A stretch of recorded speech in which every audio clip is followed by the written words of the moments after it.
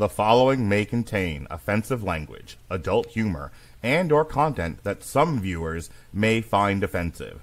The views and opinions expressed by any one speaker does not explicitly or necessarily reflect or represent those of Mark Radulich or W2M Network. Please listen with caution, or don't listen at all. TV party tonight! What? TV party tonight! Oh! We got nothing better to do than watch TV and have a couple of brews. Don't want to talk about anything else. We don't want to know. We're dedicated, yes. To our favorite shows. Oh, my circuits! Everybody loves Hypnotoad. Scary dog! Pearson and Blurnsville. Futurama! Yes, sir, Bob. We are back on TV Party tonight, and tonight our favorite show is The West Wing, Season 7. I am joined, as I always am on these old school TV parties, by the main man himself, the VP on the ticket. He's going to bring Ohio home for me. Ladies and gentlemen, arch conservative from the Appalachia, West Virginia's own, Jesse Starcher. How do you do, sir? Oh my goodness, the electoral votes are right here behind the banner. Trust me, they're stacked high, and we're taking it home, Mark Radulich. Taking it home, Season 7 of this thing. My own personal attack dog, Jesse Starcher. That's right, rough. Jesse, this was not my idea. This is not my idea of a good time. This is not my idea. No, this was not my idea to do the West Wing. This was Andrew's. Yep. And you know, it's funny, over the course of the 7 months we've done this, we had Dorian in and on, we had Andrew in and on, but now it's just, as it always is, just me and you, baby. Down to me and you, Mark Radulich, to just discuss what we experienced 7 months worth of, and in this final season as well. Yeah, this is it. This is the last season of The West Wing. Before we get into Season 7, I mean, overall, I'm really curious. Like I said, I did not watch this in its initial run. I'm a network TV snob. And I felt like a show like this on network TV is not going to kind of get into the kind of grit and grime that a cable news show would get into, which is why I avoided it. I also, even back then, I was like, this feels like political fan fiction, you know, political fantasy. I'm not interested in that. You know, if I'm going to watch a show that deals in heavy politics, someday I'm going to make you watch K Street. And then you'll walk into the woods to live deliberately.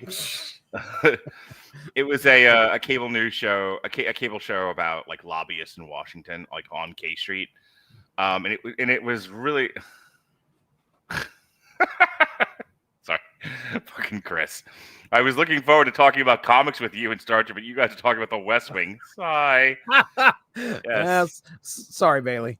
Sorry. Just every time I say Bartlet, just think Captain America, if that helps. Yeah, there you go. Yeah, fits. You know, that fits. When I say Santos, think Iron Man. When I think Alan Alda, think Magneto. Anyway, but yeah, I would not have watched this show in its initial run, and I wouldn't have thought to even do it. But Andrew was like, "Can we please talk the West Wing?" And I'm like, "Sure." I have to say, and this is what I want you to get your reaction to: 7 seasons of this. And, you know, 6 previous conversations about it. We talked about some pretty heady stuff, and I think there's a good mix of dabbling in real politics of the day. Yeah. You know, mostly Clinton era politics. But with a nice mixture of drama, because this is, you know, nighttime soapy television. Right. It is definitely swerved all over the place, and I have some thoughts on this particular season. But I want to get your thoughts here overall on where we've been and where we're going. Sure. Yeah, I mean, look, again, you've heard me say this on previous podcasts. This wasn't a series that I probably would have had any inclination to actually start watching. I had heard from other people out there about West Wing being like a really good show, especially the first few seasons. But again, political drama is not my bag. That is not my cup of tea. Has that changed since we started watching this? Like, are you more interested now in a political show? I can appreciate it more. I think I can understand that it has something to offer that I might enjoy, because I didn't think that I would enjoy this. Yeah. And I really have, coming out of this, being able to watch all the episodes. Let's just tell Mindy tonight, I was like, can you believe we sat down and watched 140 some episodes of The West Wing? And, you know, we would have never done that in the past, but we became very invested in these characters. The characters, I believe, were done well enough. There's definitely some relationships that you get involved in as well. And also watching the trials and tribulations of people trying to navigate Washington, and you pat my back, I'll pat yours, or, you know, this person did me wrong. You know, I'm going to cut them out somehow. It's, you know, that stuff happens in real life. So I didn't think it would be as interesting as it actually was portrayed here in this show. Yeah, I definitely think season 7's a drop off from the quality of the first 4 seasons, but none of it's necessarily bad. I sent you a note about the Al Smith dinner. Yeah, you did. This went from, you know, Democrat wish fulfillment to just Democrat high fantasy. I was working at the time when you sent that, and I was like, man, if I had like 10 minutes, I would reply, because I could tell you were obviously upset. You were done with this show. I'll finish it, but I do not like this. And it gets better. I'm glad. Andrew even said at the time when I sent that message out, he was like, please be patient. Like, right. I was at the point where I was probably 3 or 4, maybe 5 episodes ahead of you at that time. And I was like, yeah, it is. Give it some time. You ain't going to hate it all like you are right then. When did you know Santos was going to win? Boy, I don't know. When did it become obvious he was going to end up winning the election? It should have been obvious when I watched the opener of this first episode, to be honest, because I went back and watched it after I finished the final episode. Yeah. Because I know Andrew had brought it up, and I was like, I remember watching that and going, oh, okay. But I'd also noticed that there were a couple clues that I didn't pick up on that I should have at the time when I watched the opener, to figure out that, okay, it's probably going to be Santos. But regardless, you didn't know for sure. You know, you didn't know 100%. And I would say that, I mean, it kept me, you know, on the hook until they finally called it, because I could see the West Wing saying, or the crew or whatever saying, okay, we've got to make this kind of real, and our Republican representative is going to win. And we're going to end things not on it wouldn't be on a downer, because there's a lot to say about Vinick and his, you know, his character. But yeah, he is what Democrats wish Republicans were. It's really kind of true. I mean, honorable is the one word that I would probably say that he is. And there's a few moments throughout this season that kind of shine a light on that. But really, honestly, it had me on the hook. I didn't think that Santos was going to win for sure until they finally called the election, just like normal. Yeah, there's a bunch of different things I want to get into, but it became very obvious to me early on in the season. I'm like, he's going to end up winning this. I mean, don't get me wrong. I think they did a good job of at least making it plausible. Because first of all, I don't think we've had like back-to-back in the same party after a full 8 years of one president. So right. It was always flipping over to the next or the other party. Right. I mean, Reagan finishes his 8 years, and then his vice president becomes president, but then he's defeated partially by Ross Perot, but in the history books, he's defeated by Clinton. And then Clinton does his 8 years, and then it's Bush, and then Bush does his 8 years, and then it's Obama, and then Obama does 8 years, and then it's Trump, and then Trump is defeated by COVID. But Biden but Biden gets the win. COVID kind of hit Trump with the briefcase, and then but then Cashed in, baby. but then Biden picked up the victory, and then Trump resumed the end of his 8 years. Be interesting to see who ends up winning again. Yeah, this time around. Weird cycle we're in. Yeah, but my point is, like, it's a hard sell if you're trying to be like, this is somewhat resemblant of real life, to have Santos pick up after Bartlet. I understand they're your both argument. Democrats. Yeah. So they have to do so much and then they made Vinick such a great John McCain Republican. He's just like, I just have like, we're basically the same guy. I just have a different way of governing than you do. It's like, but we mostly believe the same stuff. Like, he's so moderate, and it's like, I call him like a John McCain Republican, because like John McCain was one of those guys who's he was fairly moderate. A lot of the Christian Republicans did not love him. He struggled, and that's why George Bush ended up getting the nomination.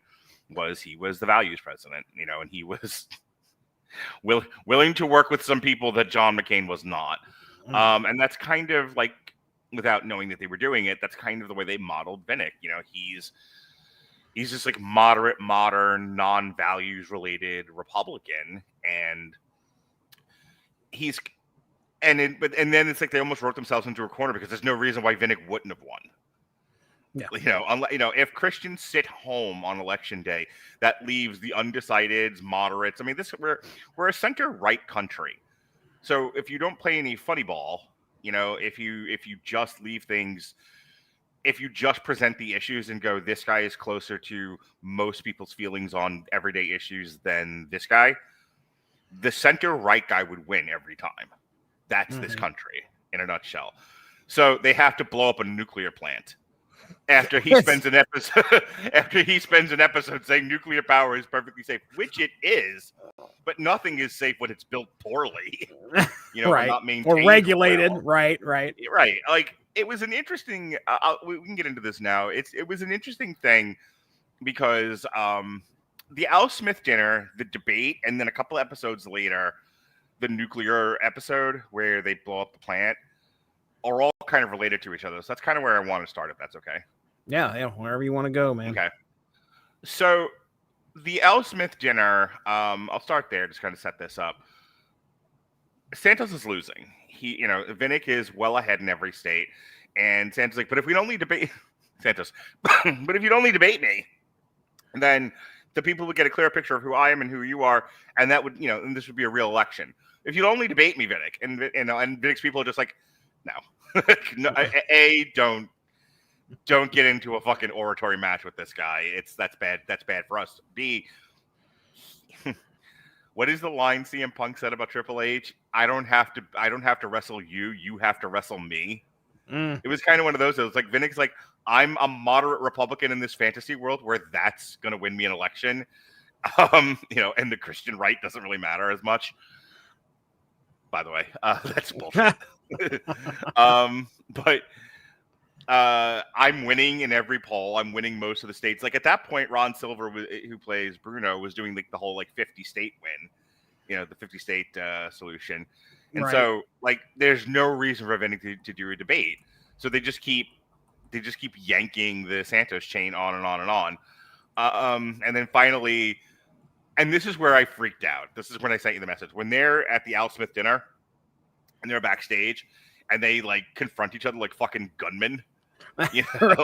Looking at each other and which one's going to move first. I saw tumbleweeds blow through that kitchen. I don't know why. Right, dude. Right. Like why are we like, and then they're just, and then Vinick, like, I think my problem with it was it's not believable that a guy with a big as lead as him, who's as centrist as he was, would come down to Santos and fucking and do a debate. And then they do the debate, and it's great. It was great television, but it was pro wrestling, and no one's going to agree to this. Like Yeah. when Vinick's finally got, I can't remember which one, if it was Santos or Vinick, which one had finally. Oh, it was Vinick at the very beginning. At the, where like Vinick was like make opening statements, and then he just has like this very dramatic like come to Jesus moment where he's like, Jesse. He's like Jake the Snake Roberts. Jesse. When a man runs for president, he's not just running for president, he's running for master of the universe. Like, what the fuck are we doing here? And he's like, let's just have a fucking debate. Let's throw the rules out. And that poor moderator, like, why?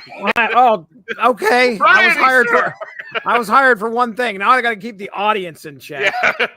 Dude, when he turned back, he's like, would you like to let the candidate speak? I was like, oh, sir. You guys can keep clapping if you want.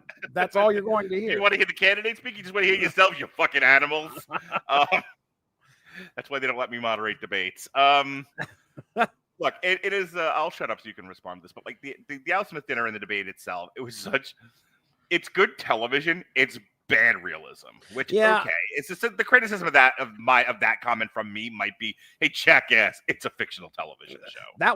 That was probably what I was about to type in when I saw you write that. Hey, jackass. Remember, Mark, this is fiction. Hey, it's okay to hope, buddy. It's okay that there might be two candidates that might see each other eye to eye and want to do something. Tomorrow night, I'm going to talk Stranger Things. That's not real either. No. I'm telling you that I think that was really, I understand what you're saying. This is realistically, would Vinick have made that move? And I 100% agree. I don't think he would have at all. But yes, it made for good television, and they did it. It also is dumb because like you're the one leading. Yeah. So like the guy, the Santos had to be the one to do that. The fact that it ended up being Vinick made no sense. Right. Yeah. I mean, I enjoyed it for what it was. I enjoyed. Yeah. I think number one, what you wanted to, I guess, why they wanted to show this is to show you. Okay. We understand the Republicans are supposed to be the enemy, but Vinick is a good guy. He's going to do this. He wants to do this. Again, I want to use the word honorably to describe him because I feel like that's what it is. Like he has this, he's honor bound to do some certain things a certain way. And I feel like, he respects the political monster as much as it is to give Santos an option or an opportunity here. Now, granted, maybe he went into it with a little bit more of an ego thinking, well, look, I can handle this. This will be no problem. I'm pretty sure a sitting senator can beat the junior congressman from buttfuck Texas. Right. The live debate is really, I mean, as far as what was happening there, I think I was just in awe of the fact that they did it actually live and they did 2 shows, which I thought was really, really cool. One for the East Coast and one for the West Coast, which I thought was a brilliant piece of television right there. Mm-hmm. But yeah, as far as the show goes, I mean, I think it was just, again, entertaining fiction is the way I was looking at it, and hopeful. I think that's the big thing that you come out of this. Yeah, is like, I guess if you're looking at it as an aspirational show, sure. Yes. I remember when I first started like talking about doing. I told some buddies that I'm going to do the West Wing, and he's like, well, it's just a bunch of idealism that isn't actually real. It's not realism, it's idealism. And fuck Texas, I've been there. Yes, sir. Oh goodness, believe it's in the Panhandle. Oh goodness. right in the South somewhere. Right where you pooped today. So there's a bit that Alan Alda's character, Senator Vinick, says where they're talking about energy. What's your energy policy going to be? And I thought it was interesting that the writers went this way because, at that time, solar and wind were just starting to be a thing. But even today, like, a lot of people don't love wind farms. They look ugly. Like they wanted to put wind farms out off the coast of Massachusetts, and the people of Cape Cod were like, not in my backyard, NIMBY, because they're ugly. People don't want the fucking wind farms there. So like we're willing to continue to like frack and drill for oil and go to war in the Middle East because God forbid we should have a not pretty view of the water out by Cape Cod. Yeah. And then I think solar was. I don't think solar back then was as good as it is now. Like, we've got some pretty good solar technology, a lot of like lightweight solar paneling and, you know, things like that. So, but back in the early 2000s, solar was not A, as cheap as it is today, B, as good. So really the only other, and as my father keeps saying, and cold fusion's been around the corner for the last 30 years.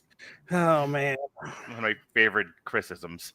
So, but those who don't know, Chris Radledge is my father. It's one of his.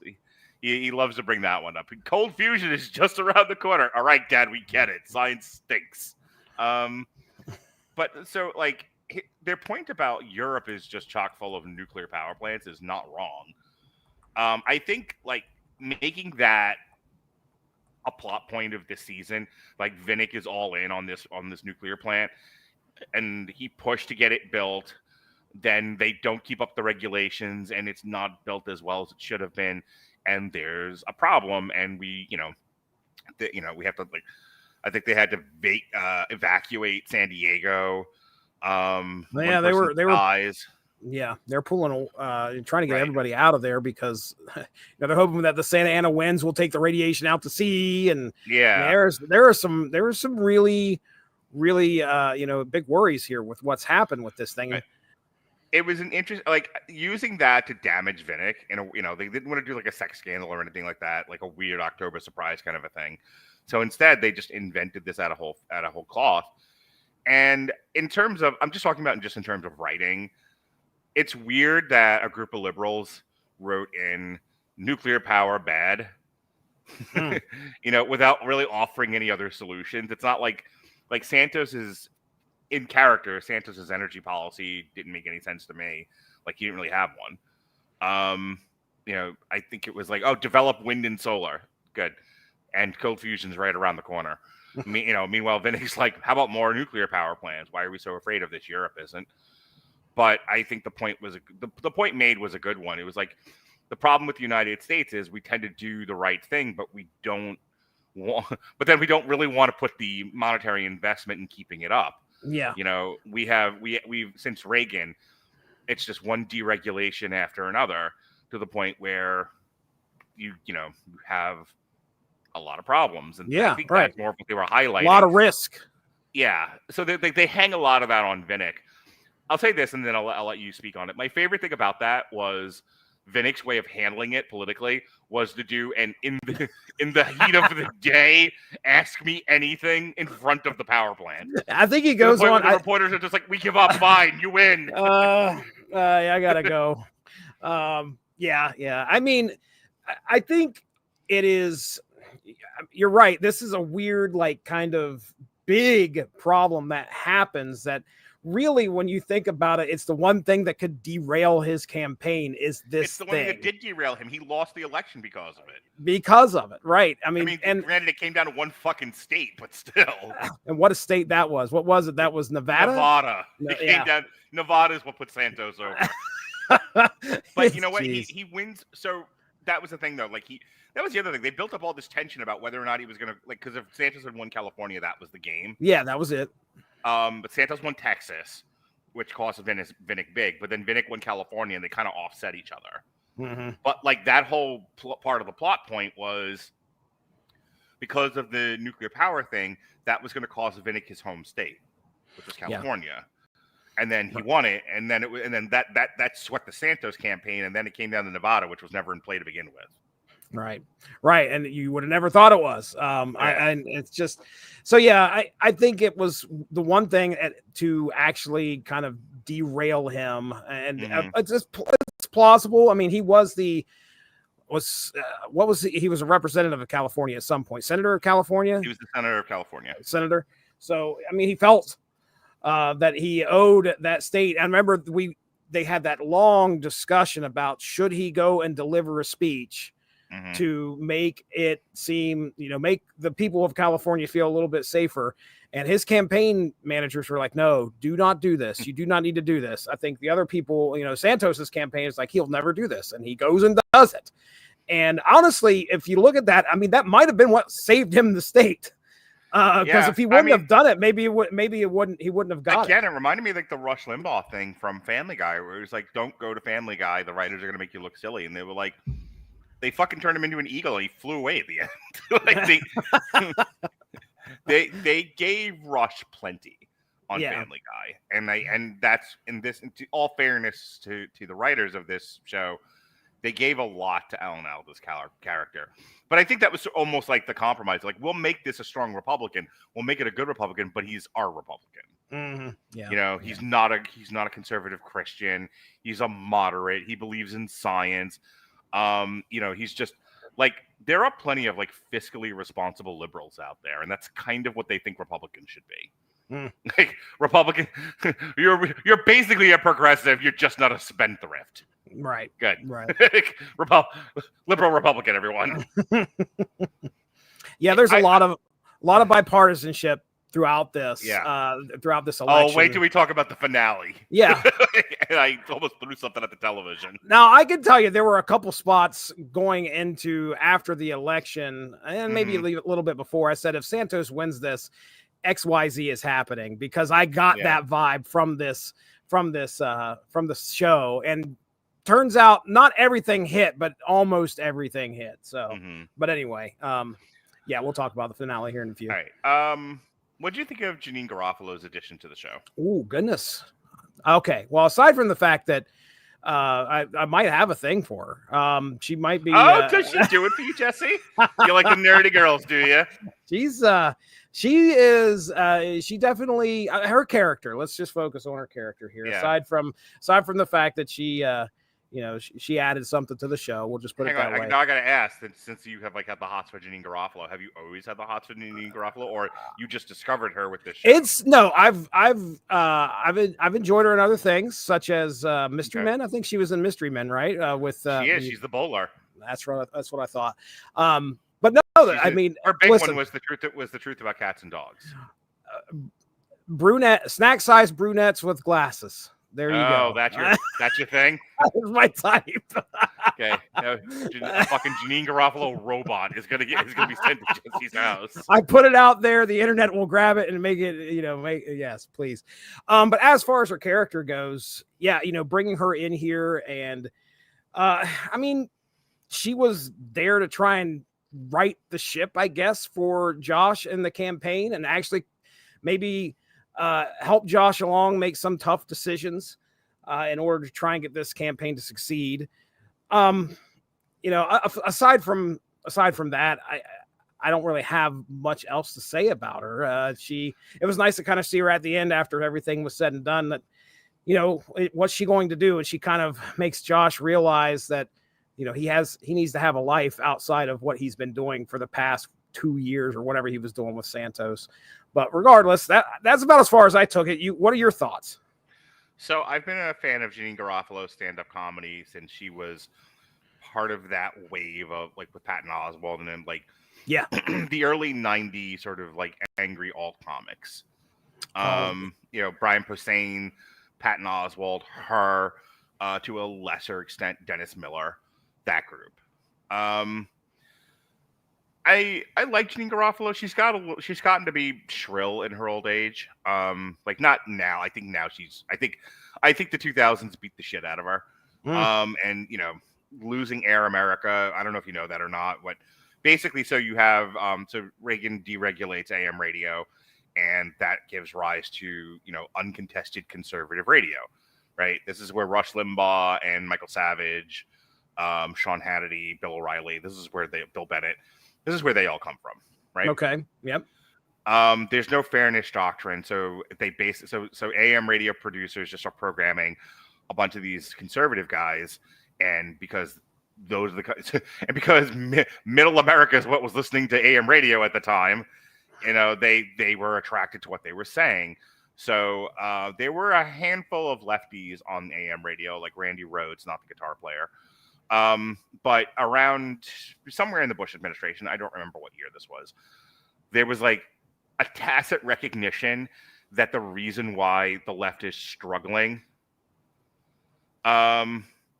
is because the Republican Party, the conservatives, have a basically free use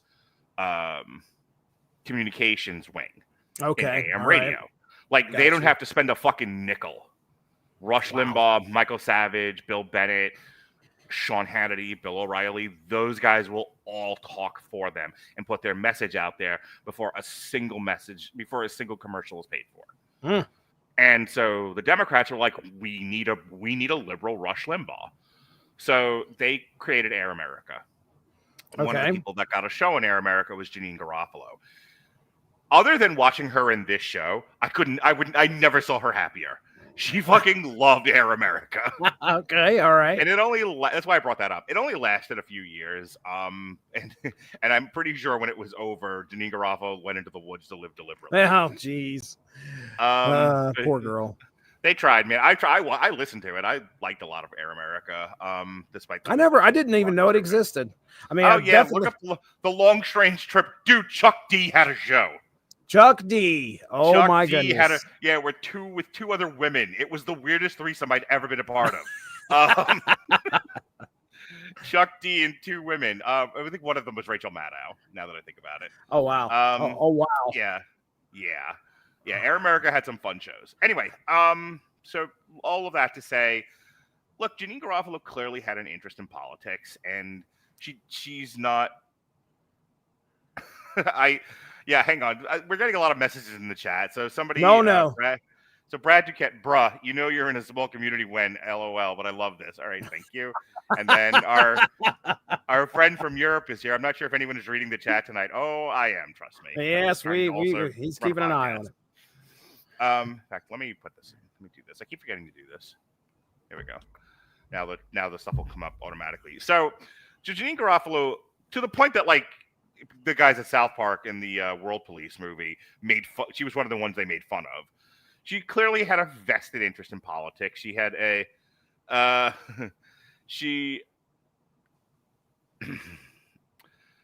she definitely had a voice that she thought should be heard. She was one of these people that definitely wanted to weigh in on the national conversation, what was going on in this country. So getting a show like The West Wing, where she's the director of communication in someone's, in a Democrat's presidential bid, I think was a nice fit for her. She got to do what many of us wish we could do, which was live out a fantasy. Now, I was going to say that might be where, the fantasy train started rolling for you. Like, okay, come on now. Wait a second. This is obviously somebody's. Well, I'm not. Who am I to piss on Janine Garofalo's fucking dreams? Like, well, sure. What I'm glad saying she got is, the gig.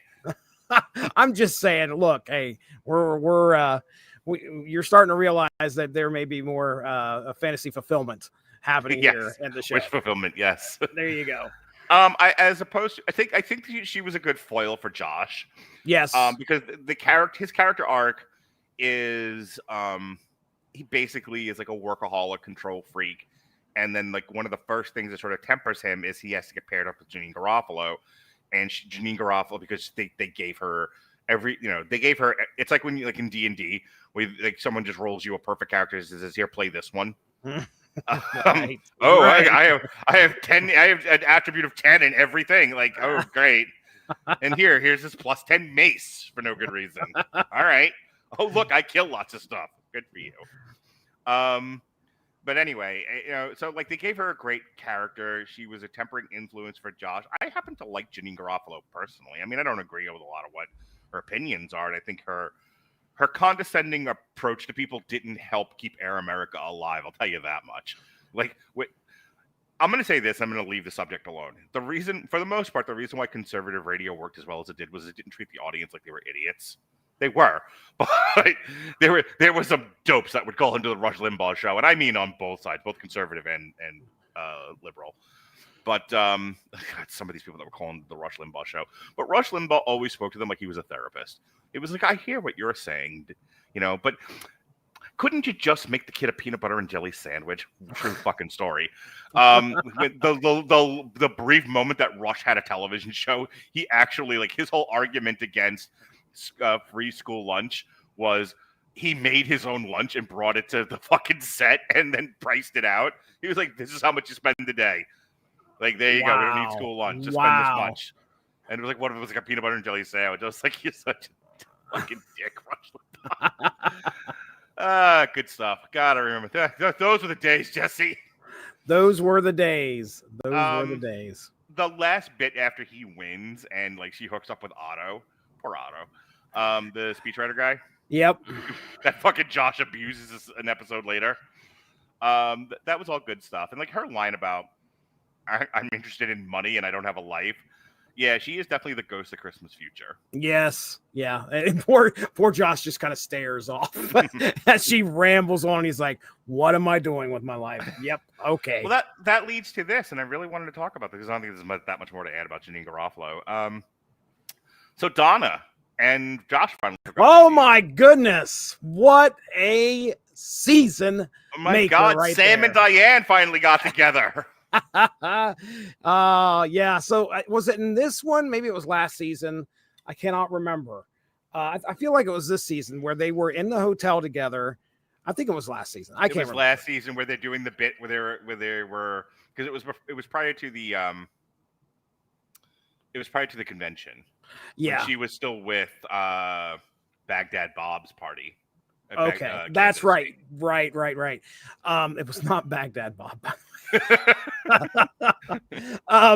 But yeah. So we got that bit of tension last season, and then this season, as soon as they oh my goodness, what is it that they won something? I cannot remember. They'd won something, and he was like so excited he kissed her. He kissed her right on the mouth. And it became a very like romantic kiss. Yes, and then people come storming in there, and they immediately separate. But then, of course, later on down the line, there's that one moment where she leaves her room key, and he like kind of leans up to get it, and somebody else is like, "Oh my goodness, she left her room key," and takes it back to her. And that was like, oh my goodness. And Josh is just sitting there watching the other lady take off with her room key. He's like, "Oh my gosh!" But then finally, yes, they finally hook up. We finally get this romance that we have been itching for. Me and the wife have been sitting there going, I mean, yeah, as far as fist pump moments on this show, did you think they handled it well though? Because I thought it was kind of anticlimactic. What do you mean? Like, do you feel like it was what do you mean anticlimactic? I don't know. I feel like for 7 seasons, these two were, pinching and tickling each other and running around in circles, and there was all this like sexual tension built up between them. And finally, they do it. Finally, they kiss. Like they should have been like fucking fireworks, man. And I didn't feel fireworks. Oh, come on, man. That was I don't think it was a letdown in any way. I think that it felt like Padme and Anakin in Space Venice. First off, they're colleagues, and they're going to try to be careful around the people that they work with. I don't think it was framed well. I think the people working on this show needed like a romance coordinator or something. So bring in the guy who did The Notebook. Like make me feel something. I was relieved. Oh, good. Mom and dad aren't getting a divorce. That was what I felt like. Wow. All right, then. No, I do not think it was anticlimactic at all. I think that they handled it like they should have. I mean, as two colleagues who had been working together for a very long time, they, come together and they are, they've got to try and now navigate the world as a couple, I guess you would say, amongst their peers in the middle of this campaign. So yeah, I feel like it was handled decently. But I was so glad, man. I was so glad that they finally kissed and finally started a relationship. And it seemed a little rocky there at first, but you could tell these two were, they were made for each other. Come on. They were made for loving. Made for loving. That's right. I'm glad they got together. And I think I'll tell you what, I felt more tension, more emotion when Josh was like, I can't wrap my head around this relationship anymore. So a real quick story. When I went to go see Good Will Hunting, I went with my best friend Tom at the time. And there's a bit, and then when Will, who is having some struggles, is backed into a corner and he lashes out and he tells Minnie Driver, "I don't love you." Fucking broke my heart. Me and my friend Tom just bawling in the theater, like both of us. We love you, Minnie. Like we were like ready to catch her.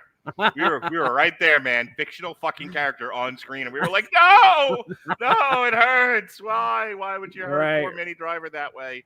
Right. That was me. when he said that to her, same feeling. I was like, no, you just got together, man. Don't walk away from the leggy blonde. And oh my goodness, Donna in a brawl too. We got that this season, Really? which is, I mean, top 3 moment. Male gaze, baby. Woohoo! I'll gaze all night long. But I think it's after that we get Rob Lowe back. Yeah, and which- Rob Lowe's like, if you don't leave, I will. And then he goes back to Donna and like, let's go on vacation together. And right. you know, You didn't know if I don't think they resolved it though. I don't think we as the audience know where they landed. We just see them in bed together again. I think you're right. I mean, we see that they do go on vacation together. Right. Because you're wondering if Josh is just going to go alone, and sure enough, Donna comes in and slips in and sits beside him on the plane. Right. So, but I think that's it. The next episode doesn't have Josh and Donna in it at all.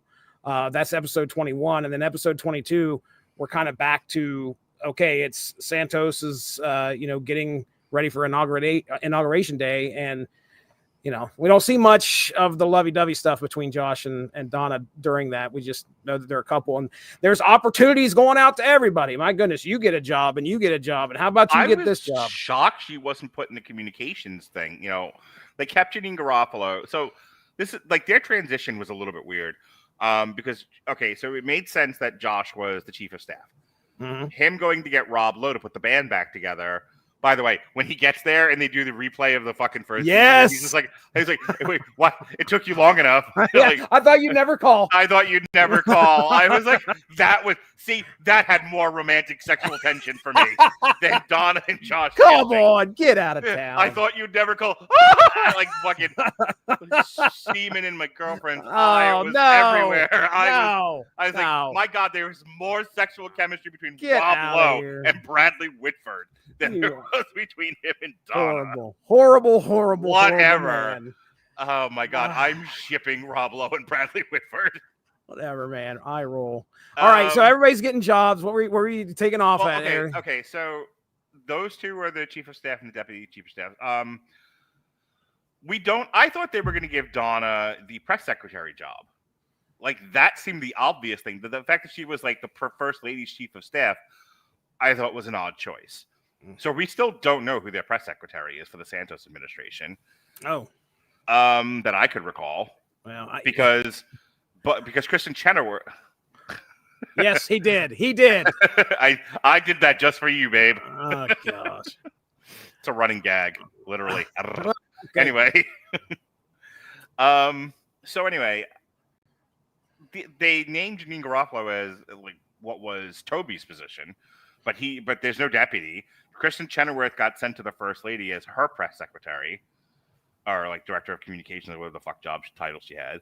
So like the one gal takes over Lily Tomlin's job as the president's secretary. Right. Like the really hunky guy looks like he's the fucking new Charlie. He's the new Charlie. He's like the president's handler. What is he, a bear? Got the meat. No, it's a George Bush bit.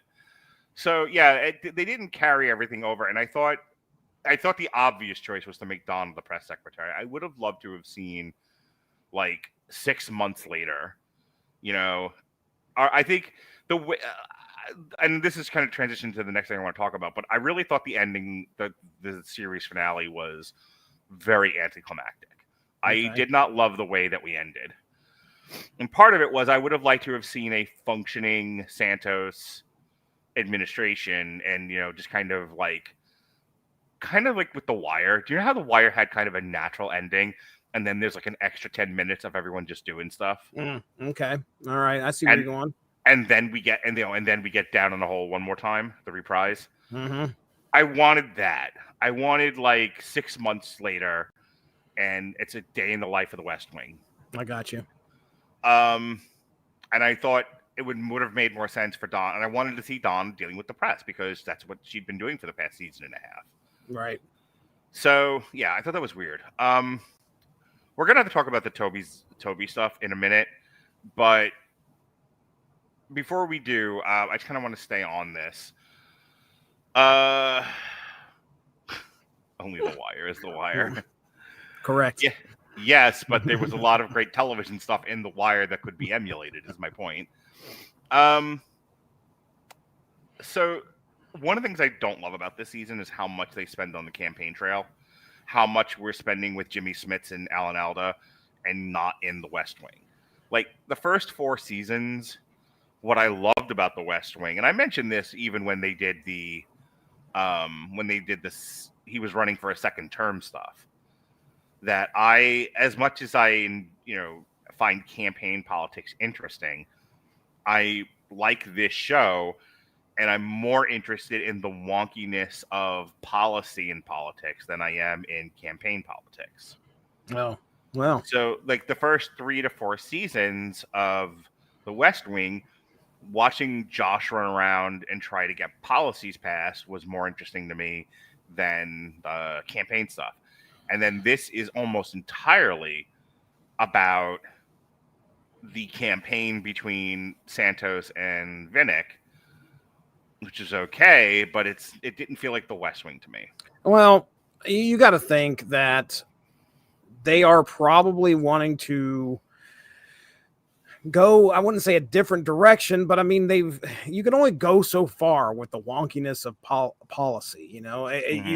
I think if you sat down and said, hey, I have this story to tell about policy that was getting set up, or, all this, which there is some crazy stories, but I guarantee you there's more crazy campaign stories out there about what they were trying to do to try and get elected, and how they were trying to get over on the opponent and things like that.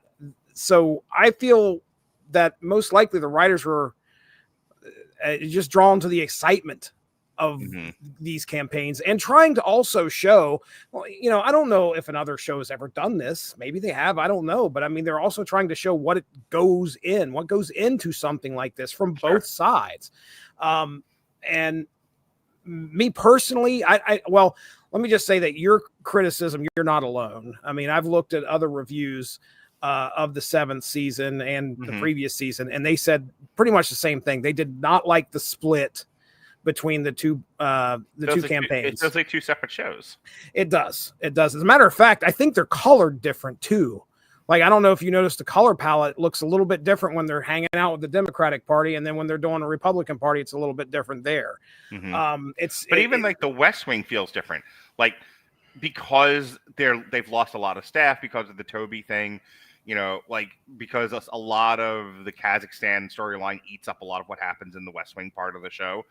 It feels like a darker, gloomier place. Like I remember saying when we reviewed the first season that the music is so fucking goofy on this show, but it's like, oh look, it's a happy place where we have a lot of fun here. We're making policy. We're appointing judges. We're doing politics. Welcome to the West Wing, everybody. Like by the end of this, it's fucking Mordor. Just the end of the ring, the return of the Republicans. Like, what are we doing here? Everything is so fucking gloomy. Everyone's like CJ looked like she was gonna kill herself by the end of this. By the end of the season. Gosh, you're right. I think it's also tough for them. I mean, we got a ton of characters. If we didn't have enough characters before. Gosh, now we have two campaigns that 2 full campaigns, that we got to learn. We got Patricia Richardson and Alan Alda, and this was like the major TV stars fucking season. It really was. Were you a successful TV actor? Come on down. You're on the West Wing now. Cameo time, or would you like a part? Okay, yeah. There was a lot of characters that they had to try and deal with, which might have also. I don't think that worked in the favor of the season for sure, because it's tough, and I can understand the argument. But as for hanging out with them on the campaign trail, I was fine with it. I didn't have any problem. I liked watching the intricacies of what was going on and them trying to beat the other guy. What was the next strategy going to be? Josh about to lose his mind in the process of losing his hair. Which pretty obvious. Screaming at him on election day. Josh! Sounds like my mother. Josh. Yeah, it was all. I mean, again, I enjoyed what we got. Yeah. So, let's talk about Toby. Okay. So Toby, we find out this season that Toby is the one that leaked the story about the malfunction, I guess, on the space shuttle. I think it was. It's like a top secret deal of some sort. Yeah, Oliver Platt. Speaking of TV actors, he figures it out, and Toby takes the hit on it, and he doesn't want to give up his brother. So they offer him a deal, basically like you name a conspirator, you'll skip prison, or you'll only go a year instead of 6 years, and he won't, and he won't name his brother for whatever the reasons are. He ends up getting. I saw that coming a mile away. He ends up getting pardoned by the president, but like. That was another one where I was. So the fight that happened between Toby and Josh last season had been building up and building up, and you, me and Andrew talked about that. You guys had a different perspective on it than I did, which is fine. I kind of wanted to see like Toby versus the president, because when they did the whole thing where Martin Sheen lies about having MS, and Toby is out of his fucking mind about it. Like you are. Right. Playing with the presidency in a way that is disrespectful to the office, to the American people. Like Toby is really like condescending fucking idealist. He's just like, this is not how things should be. He really is like the Spiro Agnew of this show, where he's so smart. He has absolutely no like people skills at all. He has, it's like he just has this unbending way of like, this is how it should be, and if it's not that, I'll just yell until it is. And it's like, all right, at this point we're all over you, the yelling, Toby.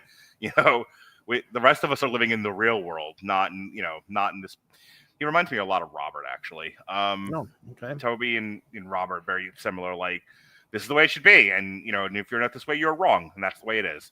Like, okay, well, it's a very lonely place to live. I'm not going to debate you on those points, but lots of luck there on that island by yourself. I don't think I want to get anywhere. Yeah. You're not going to get anywhere with Toby. Usually right. You're not. And I mean, where did it get Toby? It got Toby fucking fired from the White House and almost into prison. Yeah. Yeah. I mean, yeah. And then most of the season is what I think earlier today I coined the Toby pout, where somebody comes up and tries to talk to him, and he gets all upset and indignant about something. But so you said you saw it coming in a mile away, him getting pardoned, I assume, correct? Yeah. But the thing is that you wonder if it's going to happen. That most likely Jed's going to err on the side of his friend. I got ahead of myself. So the bit where he has to fire Toby. Well, Toby tries to resign. He's like, "No, I have to fire you." No, I got to fire you, dude. And right. and because we'd already done the bit with the MS a couple of seasons back, and Toby got fucking loud with the president. I wanted there to be like a knockdown fucking screaming match between these two. Like, I wanted Martin Sheen to fucking let him have it. Like, you're so... I this might be some projection on my part, but I really... see 30 seconds ago. I really wanted fucking Martin Sheen to just let Toby fucking have it, man. I wanted him to be like, you are not the president, blah, blah. You don't... as smart as you are, you don't always know what's right. You might... Sometimes the sum... The answer to the equation is not still the right answer. It's something else. The thing is that, I mean, I know you wanted that, and that would have been fun. It would have been fun to see. It probably would have made, some really interesting television, because both of those characters are so, I wouldn't say hard-headed, but they are very resolute. Also, in Martin what they Sheen and Robert Schiff are great orators. They are right. They can deliver a line. Right. I in one of my TikToks, I used the bit from the Two Cathedrals where he's like, "Did I displease you, you feckless thug?" More of that. Where I need that writing to come back. Yeah. But one of the things that we see a lot of in this, I say a lot of, but a few times in this series is playing chess. I have a feeling that when these two guys looked at each other, knew where each other stood, they were already working each other like, okay, 3 moves ahead, and figured out how things were going to end. There wasn't any point to get into a shouting match. And, those were some strong words by the president, where he's just like, you're going to walk out of this place and there are going to be many people that call you a hero, but do not think that I'm one of them. And I think that's where you're at the end of this. I just set up yours. That's why, with that pardon sitting there on the desk forever and ever until finally he signs it, you're wondering if he's going to do it or not. Is he so steadfast in his beliefs that what Toby did was wrong? But of course, Jed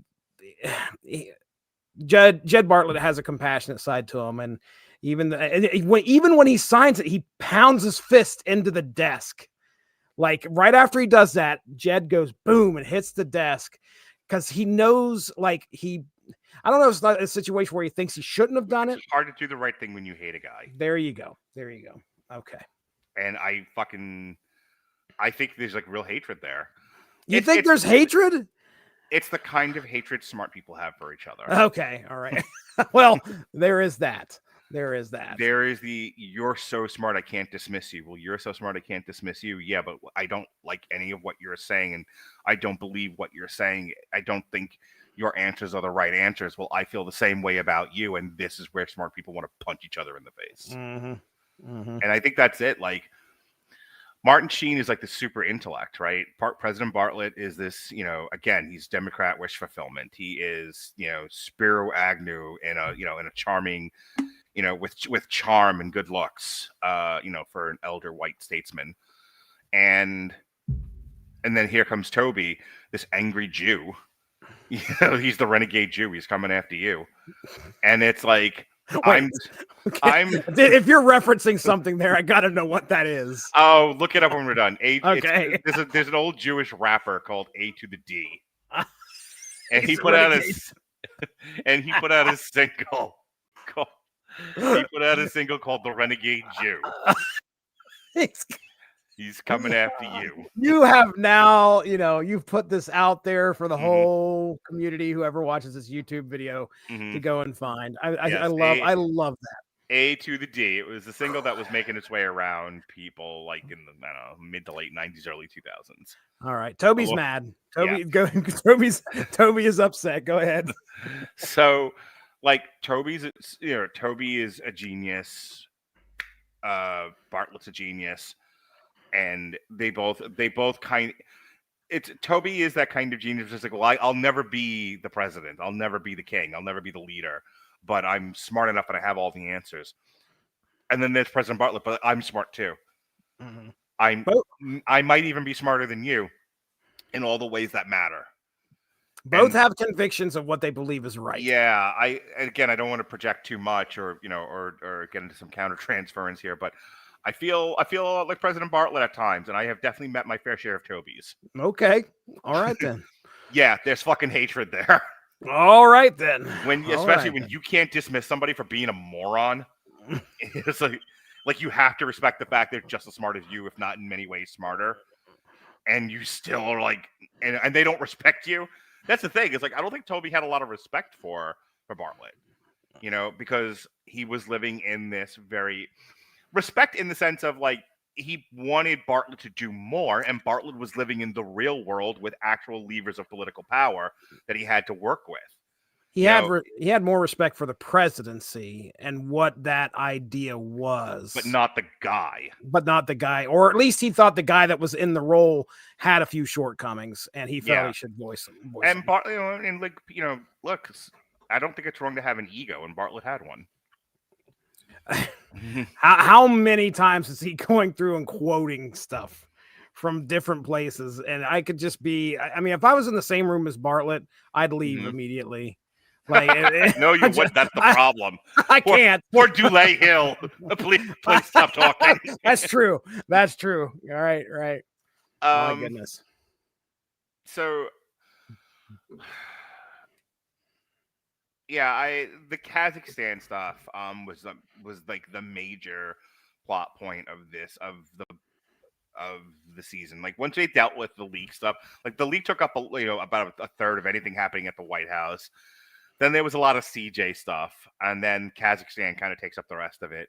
Any thoughts about like the Kazakhstan storyline? Oh, by the way, the fact they wrap that around the wedding of his daughter, and he finally tells like the Chinese prime minister, whatever the fuck premier, he's like, please shut up. Like, is your daughter married? And there's like this silence, and like, yes. Yeah. Well, then you know what it's like. And my daughter's waiting on me. Please don't invade the country while I'm dealing with this wedding. Just give me 2 hours, please. I've got to walk her down the aisle. It was such a human moment. It was like, please, I have to go to the wedding. Right. Please don't invade a country. Yeah. And it almost felt Well, I think when you look at the campaign part of things, the Kazakhstan stuff was really kind of background. Oh, here's a problem. Okay, what's the next day bringing? How's this thing revolving? What ends up happening is, it's going to be dumped into the next Alex lap. How are they going to handle it? So, as far as thoughts on what they were doing there, that just felt like to me kind of like, okay, we got a problem that's going to hover in the background a little bit and cause a few wrinkles here and there every episode. But yeah, speaking of Ellie, by the way, the guy that she was marrying was hitting way out of his weight class. What a nerd. It's all right. Nerd. Wow, you fucking flea. Jesus Christ. I just take my glasses and go, okay, what a nerd. Oh my God, the bug guy needs love too. Whatever.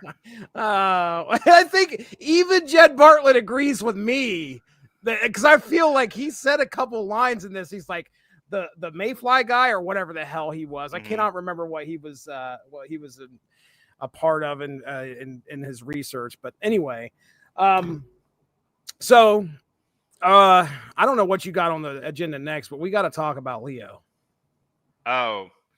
Yeah, give me a second because I want to talk about Santos and the first and his wife. Okay. And then we can talk about Leo. Thank you, because I actually almost forgot about that. Do not forget about Leo. Yeah, dude, let's not forget about Leo. I wanted to bring her up because I think they did something pretty cool with her. I think sometimes we forget that like the first lady doesn't always have to be this, there's no one kind of first lady. And I think that she has a line before he gets elected where she's like, I don't even know if I want him to win. I think through her, we deal with a very serious storyline of the cost of what it does to everyone around you when you decide to run for public office. Yes, you would obviously talk to your spouse or whatever, and your spouse is like, I support you, honey. But I don't think anyone truly understands the scrutiny your family will go through and what you're kind of being permissive about when you support your spouse in running for office, because you're not really thinking about the kinds of things that are now going to happen to you. Like, look at the Halloween episode where the kids are part of like a photo op, and there's so much going on. No one's really watching the kids. One kid eats ice cream and vomits on the one, on the stoop. So good.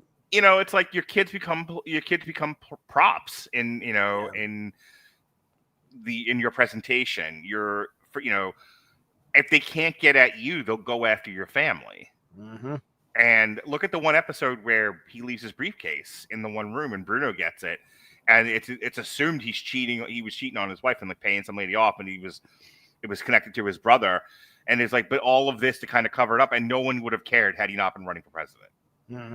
Right. And again, I laughed at that. Like Vinick was above it all. I'm like, here's your briefcase back.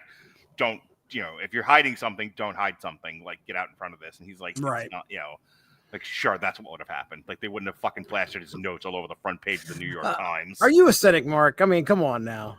Fuck up. Jaded. Everyone smarter than me is a nerd, and everyone dumber than me is an idiot. Absolutely. Yes, well put. But my favorite thing that she does, so like through her, you kind of get that struggle of like, I'm not the one running for president. I didn't really sign on for this. And I don't feel like, and then they're like, they're going to try to stay in Texas, and they really can't. It's too much of a strain. You can't split the party. Right. What's his name walks out of the room as soon as he hears that. He's like, I'll be right back. Yeah. He knows it's going to be a very fucking Santos' line is, I would drive you to the airport if it didn't involve a motorcade. Right. I'm going to go check the mail. Let us shut down the street first. Look, if I ran for president, like I can't run for president, and I'm not going to. Not at fucking 50 years old and not a single shred of political experience. But let's assume tomorrow I ran for presidency.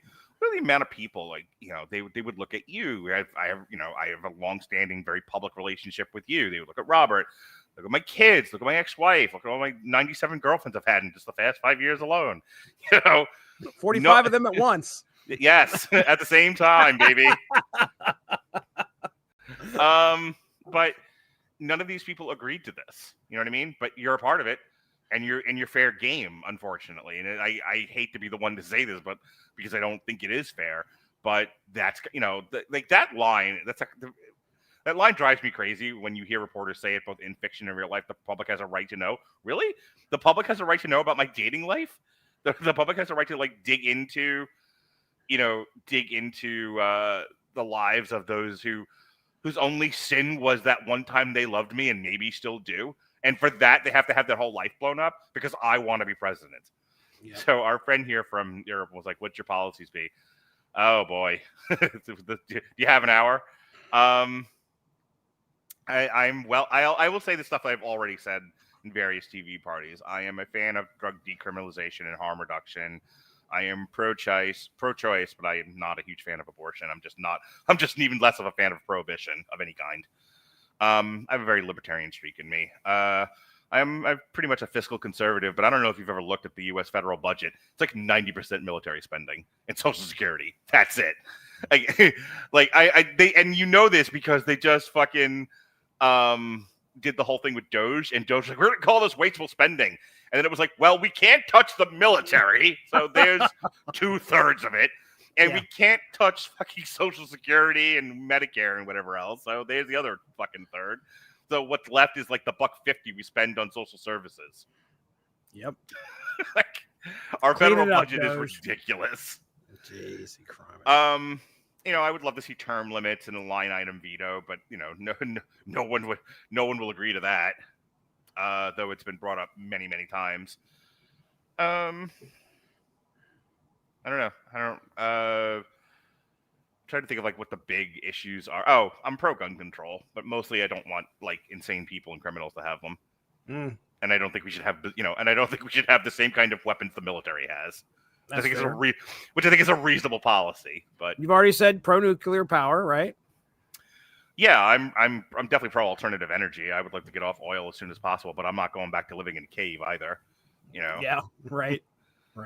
I don't think we should be drilling in national wildlife preserves. I understand, it's just a little bit of Alaska or Antarctica, whatever the fuck it is they want to drill in. It's like, how about none of it? How about just do something else? Like, that line always bothered me and I mentioned it because they mentioned it in the show. Yep. Like Vinick brings it up. He's like, "What? Like, well, we're just going to drill this small part of it." That's how it starts. Mm-hmm. First, it's a small part of it, and then there's nothing left. We're like, "Oh, we're just going to burn down a little bit of the rainforest." Okay, it never stops. That's the problem. That's right. So I'm not running for president. So running for president. Just some of my ideas. Anyway, you want to talk about? Oh. So I wanted to say this and get your thoughts on Santos's wife. When he finally does get elected, and then kind of the other side of this is, you never sign on for any of this stuff. You don't realize how much of your life is going to get eaten up by the presidency, that you're not the one that's president. When she goes to the residence and she meets the fucking staff, and it's like that scene in Annie where they sing "You're Gonna Like It Here." That's what I thought of. I was like, she walks in that room, and I wanted to do the "You're Gonna Like It Here" song. Yes. Yeah. Like, if you've ever seen the original Annie, there's a whole thing with the fucking staff just sings to her. Like, nice. When you're through, Mrs. Pugh comes to take it away. I wanted that. I so wanted them to break into song. Yeah, there's a lot of opulence that I don't think she was expecting. For a country that doesn't have royalty. Right, dude. Right. Like just them taking the Bartlet stuff down and putting up the Santos stuff. Like the amount of meticulous attention of dressing the White House, because God forbid you don't have your personal stink on the plate. It was the one lady that comes up to her and says, "We're wanting to redecorate, but we only have a modest budget." And she's like, "What's the budget?" $200,000. But if you want to do some fundraising, we can get it to $1 million. And she's just about falls over. Right. And it's like, that's just redecorating. I went from a mom in buttfuck Texas to this. I feel like I skipped a step. Right. When you're through, Mrs. Pugh. Yeah. That's, look at the lyrics of that and sing it on the next show. All right. Perfect. But yeah, I mean, she's, as we watch her and grow to know Mm-hmm. this character, know this character throughout the time that we spend with her. Clearly, she's very down to earth. Yeah. And yeah, this is a change. This is a big change that has to happen. And you're right. You know, now that Santos is in the limelight, my goodness, he's going to be the next president, possibly. There are targets on their back for things, and they have the whole like scene where the security guards are talking to the kids and trying to explain to them, you know, if somebody comes up and wants to give you something to give to daddy, do you give it to your dad? No. And then the mom's like, oh my gosh, what is happening? You know, she can't believe like all of this is happening and how scary it would be for a child to experience all that. So very, you know, The White again, House has crushed a lot of families. Like the Yeah. Carter girls will never be the same again. I'm sure. You know, I'm sure. I mean, I think I mentioned this in a previous show. Chelsea Clinton took a beating. In that Yes, White she did. House. Like she seems to have recovered nicely and has made a life for herself. But I think if Chelsea, you know, deigned to ever come on TV Party tonight and be like, hey, what was it like for you? Like the lights would come down and be like, the year was 1990. Yeah. It kind of crossed my mind today. I'm sure there's got to be some books out there, you know, these kids that experienced life in the White House and what it was like. I'm sure those would be an interesting read. Right. Even like I know we mentioned this the last time, like the Obama girls, like they were mostly kept out of, but you can't keep them out entirely. Right. You know, like I think the Obamas did a really good job of limiting their exposure, and the press didn't go after them the way they went after some of these other kids. But still, like you still have to live that life. You know, you still have to and then it's so funny. It's like you get used to the royal treatment, and then you're like, all right, you sexist shit, you're out now. You're out of here. Right. Like, you have to adjust. There was a little bit of Bartlet and Abby, good old Stockard Channing, like just kind of having that feeling like, oh, we're old news now. Here comes the sexy new couple. Mm-hmm. Right. All right. I'm going to let you lead the discussion on Leo. Well, I mean, look, I don't know when it was. It might have been at the end of last season where I learned John Spencer had passed away in the middle of this season. Mm-hmm. It was December. I don't have the date in front of me when he passed away. I feel like it was early December when he did. I could be wrong, but it was December of 2005. So the big question that I had in my mind was like, I mean, that's huge. Is that going to impact the 7th season in any way? Or is it a situation where they were able to film all these episodes? I have no idea what the TV schedule was like. I would have had to assume they had prepared scripts already, and then they had to throw those scripts out. Okay. All right. Well, yeah, I could see that for sure. Remember, they probably had before modern movie history where we're writing things on the fly as we're shooting the movie. There used to be right. There used to be propriety in Hollywood where you had to have everything locked ahead of time and then you shot. That's kind of where I wish Andrew Graham was here, because I bet you he would know what possibly those other scripts look like. And that's probably pretty easily to find on the internet. I did not go looking, but John Spencer fucking stabs Jimmy Smits in the back. Now I'm the president. Oh, what a turn. Wasn't expecting that. But yeah, I mean, fucking this is Alan Alda's head off. There can be only one. Because for some odd reason, I think John Spencer is the Highlander, and they would have never. They would have continued to like season 13 on this thing. I guarantee it.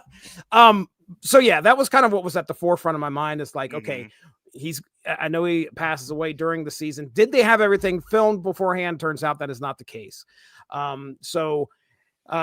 Yeah, we end up losing him at. Goodness, I want to say it's episode.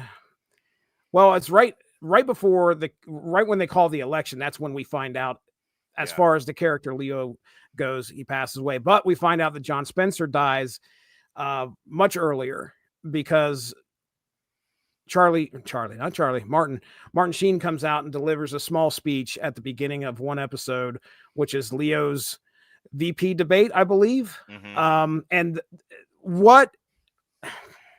First off, he dies of a heart attack, which in real life, he dies of a heart attack, which is, eerily similar to what happened to him last season. Right. So that's there. The episode that they feature and they announce his death on, where they feature him, it was such a great episode. You can watch John Spencer be Leo, and Leo's crafty. And I swear, because he's having problems. Everybody's thinking he's going to have problems with the debate. He's going to continue because he's not. They're practicing, and he just keeps failing at it and failing at it. And then there's a point where I was like, I think Leo's just making he was leaking to the press that he was doing bad himself. Everybody's trying to figure out who's leaking that Leo sucks at these debate questions that they're preparing for. And it turns out it was Leo. And I feel like, Leo was just being crafty and trying to get the public sentiment to think one way. And then when he finally gets out there, he crushes it. That's why he got the VP nomination. It wasn't to win any states. It was to have that experience on the campaign. Right. Because he knows all the dirty tricks. Yeah. So that episode alone is great. I love the fact that they were able to feature, because it's just a straight up Leo episode. You don't get very many of these, even prior to when he passes away in the show. Yeah. Now let's, I want to ask you, how did the episode hit you? How did the moment hit you when you find out that Leo dies? Yeah, no, I cried a lot. Like, that really, it upset me. I loved it. I talked in previous reviews. I love John Spencer. I think he's great on this show. Some of the stuff now lives rent free in my head.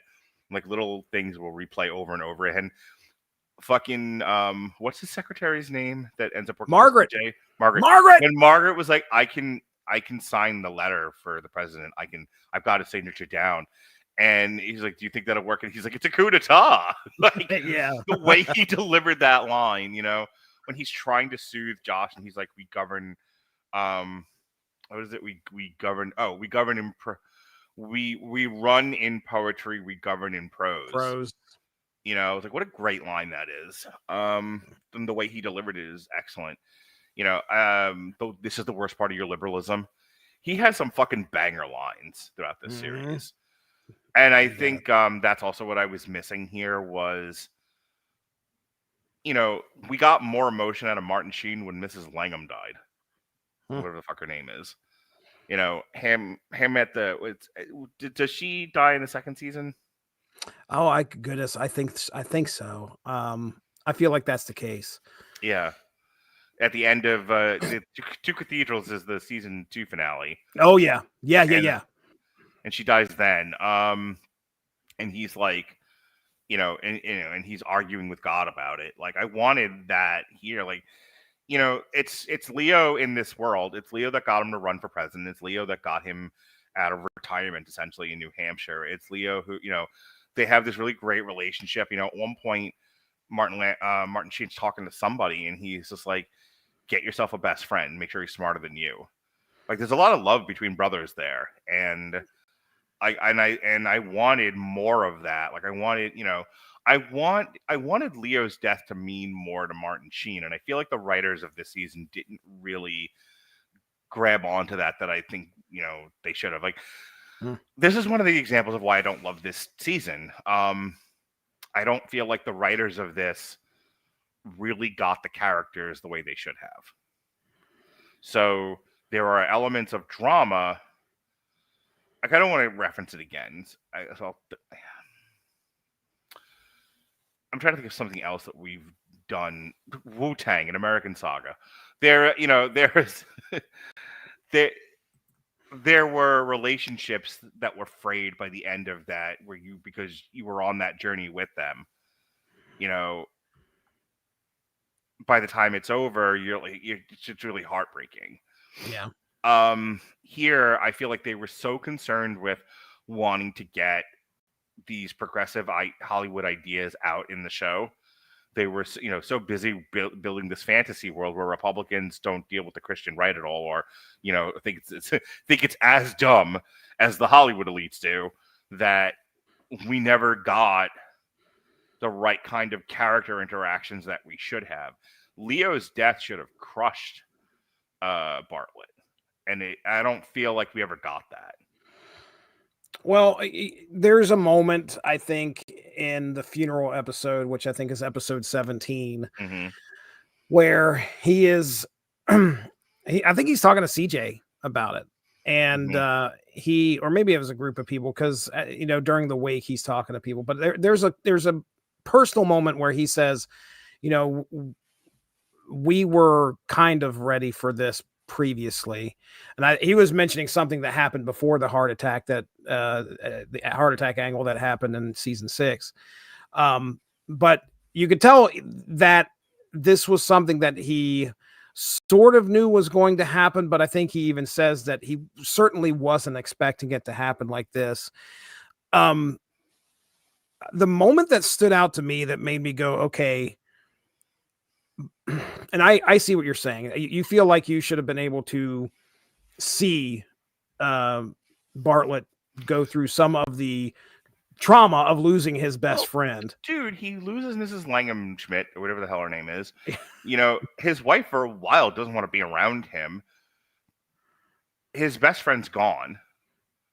Yeah. He suffers a lot of loss. Yeah. And like, not only that, but like, Toby's gone. Josh is gone. They led you to believe in the first 4 seasons that this was a really solid team. And that, yeah, he's the head guy in charge, but he was supported by these really talented, smart people. And they all kind of loved each other. And that relationship is so beyond fractured. Yeah. And like, I'm like, no. If it's going to be like that, then we need more of this on screen, and it's not happening. It's almost like the writers didn't really understand the relationship between him and Leo the way that it was portrayed in the first 4 seasons. The moment that struck me where I could tell that Bartlet was suffering was where he's getting ready for the wake. And I think Stockard Channing, his wife, is sitting there, and she kind of looks over at him, and you could tell that he is just emotionally drained. And he now has to go out and be not only president of the United States with all these people that are at his wake, but also, kind of make other people feel good when he feels absolutely crushed. So he kind of puts his cufflinks on, and he's just and then he kind of takes a big deep breath in and then walks out the door. And there's also a moment, and I so identify with this, where he is with everybody in the room and they're telling Leo stories, and they're story after story. And Abby, of course, is like, hey, it's 10:30. It's getting late. It's time to go to bed. And he's like, no, it's not getting late. And that's not him just because he wants to stick around and tell stories. That's because he doesn't want to be alone. He doesn't want to have to think about what happened. And it's in the company. And he's in the company of friends, and he knows that once they leave, that's when the real thoughts start coming in. Yeah. All right. Before we get out of here and I let you do your notes, we've talked almost nothing about actual Jimmy Smits. Jimmy Smits. Jimmy Smits. I mean, again, I think the episode where I was feeling him the most was the bit where he has to deal with the kid that gets shot by the cop. And more importantly, he's like, why am I being held like responsible or some sort of like spokesperson? Like because I'm Latino, I'm now responsible for what every Latino boy does. Like he doesn't want to exploit the family, but they were like, but you're running for president, you kind of have to address this. Right. And then he gets there, and like the one, like, I think it's like the brother or something. This was like, you're blocking the street. His family belongs here. You don't. And he's like, what are you supposed to say to that? You leave, just like he did. You get the hell out. You smile and say, I'm sorry, and then you leave. Yep.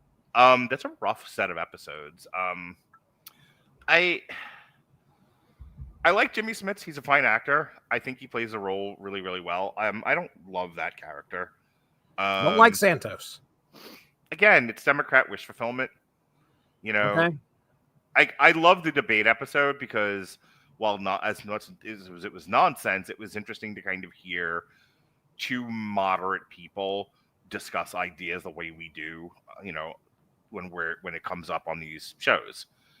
I've said it before. Like one of the reasons why I like doing Damn You Hollywood is Robert and I, and some of the TV parties that we've done. Robert and I have really kicked around some issues. Like one of my favorite podcasts that Robert and I ever did was when we talked not Jupiter, Jupiter's Legacy, because that dovetailed into a lot of different like political stuff that show covers. Like we had a really extended discussion about the death penalty and things like that. So that's kind of what they do in that. Like they discussed there are no easy answers. There are no pie in the sky solutions.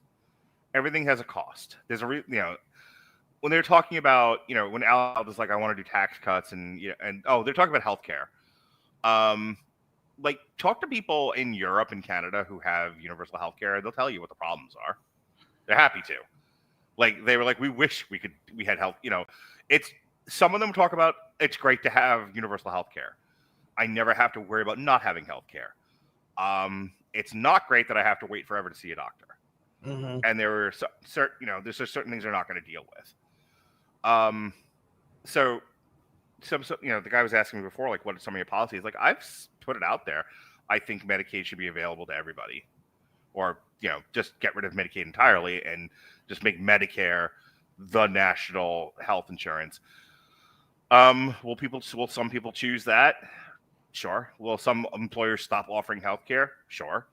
Others don't. Like that's the weird thing about the market is you don't really know what's going to happen. It'll change. The country will change when there's universal health care available to through the auspices of Medicare. But and it's hard to know what that's going to look like. But I brought it up because they talked about it. They talked about that in the debate episode. And Santos is the one that literally says like either I think he says Medicaid for everybody or Medicare for everybody. That like Medicare, I think it's Medicare. There's like Medicare is like the best like healthcare on the planet or some shit like that.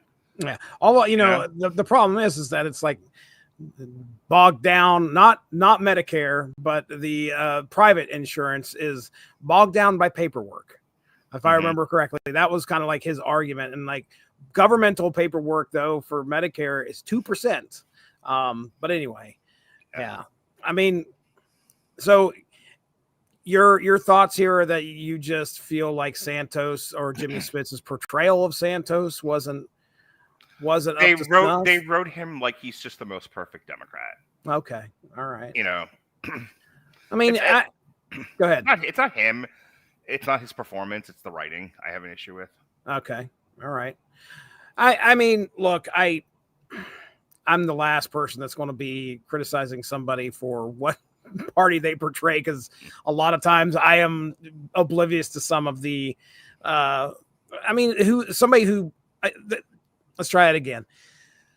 The impression I got was this is somebody who was trying to do something good for our nation. And people, and what we've realized here, Vinick and Santos both have a vision for our nation, and both want good things to happen for our nation. Yeah.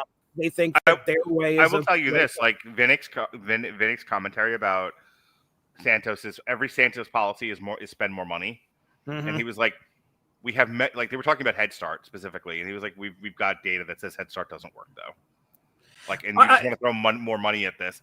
And this is why, like, I tend to lead conservative on some things and others, because I also am a big fan of, like, at the federal level, could we get, I'm not a huge fan of the federal government being involved in state level things. Like, preventing slavery, sure. Making sure we have interstate commerce, absolutely. Military spending, big fan. Not maybe to the point where it's 2/3 of the fucking budget, but that's a whole other conversation. Right. But it's one of the things I don't love about Democrat policies is their solution to everything is more federal overreach. Mm-hmm. Sorry, I've been a social worker for the past 25 years. I've seen what federal overreach does. It's like a blind man trying to feel his way around a party. Oh man. Looking at talking about the live debate just real quick, because I wanted to ask you this after I watched the show, watched the episode. Who do you think won? Who would you have said won that debate? Oh, I had agreed with the way the show handled it. I thought it was a tie. No, you thought it was tie? Okay. Yeah. I thought Vinick came away stronger. I was like, as far as this live debate thing went, I thought it was a neat experiment for a TV show. And I think a lot of that has to do with Alan Alda and how well of an actor he is. And how good, let's try that, how good of an actor he is. But I really enjoyed that part of it. So yeah, as far as like who I agreed with, I was like, well, Vinick's coming off here pretty good. I think he actually handled this one pretty well. It's a lot of like, so the Republicans always feel like dad, like like dad has entered the room. It's like, you can't just spend all of your money on, on prostitutes and drugs. You have to actually, the propriety, son, propriety. And the Democrats are just like, no, every issue has a solution. We just spend more money on this, So again, because I tend to have a lot of conservative leanings, but I'm from very like liberal cultures. Like I remember a bumper sticker around where I used to live that a lot of people had. It was like, I long for the day that the Air Force has to have a bake sale to buy a bomber and schools have what they need. Because again, schools have bake sales. Get it? I do. But we've also, since No Child Left Behind, have thrown a lot of money at education through the country. And I don't know if you've talked to people who teach these days.